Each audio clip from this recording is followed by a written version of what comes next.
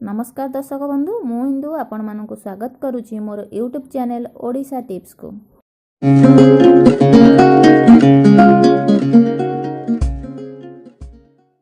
दर्शक बंधु आज ये वीडियो रे जानिबा जे केउ सब गछ बाड़ी रे लगाइले शुभ होइथाय ए सब गछ विषय मु ए वीडियो रे जणाइबे।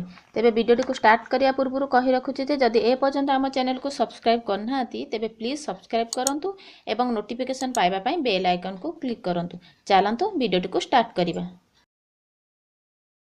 समस्ते चाहती परिवारर सुख शांति बजाय रहू, धन धान्य रे पूरी उठू, समस्या न आसू। हेले आपणक घरे जदि वास्तु दोष थाए तेबे आपणक इच्छा और स्वप्न पूरण रे बाधक साजी थाए।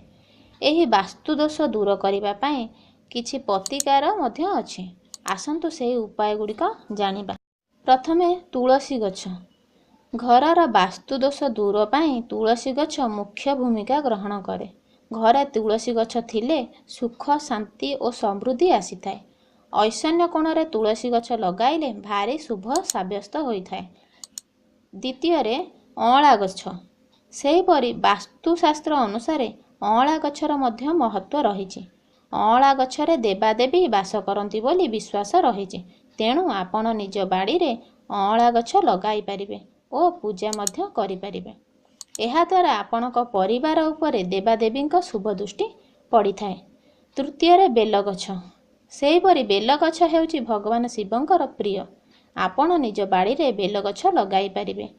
एहा द्वारा घर चारिपटे नकारात्मक शक्ति उभै जाई थाए। चतुर्थ रे अरख गछ। सेहीपरि अरख गछर मध्य अनेक महत्व रहिछि। अरख फूल को भगवान शिवंक पाखरे अर्पण करा जाई थाए। एही गछ लगाइले आपणकर शत्रु दूर होई थांती। आज पाई वीडियोटी एतिकी। आशा करूची आपण मानकु मोर ए वीडियोटी भल लागिथिबो। जदि भल लागिथिबो तेबे वीडियोटी को लाइक कमेंट सहित आपणक सांग मानकु शेयर करंतु। आउ हां वीडियोटी को सब्सक्राइब मध्य करंतु।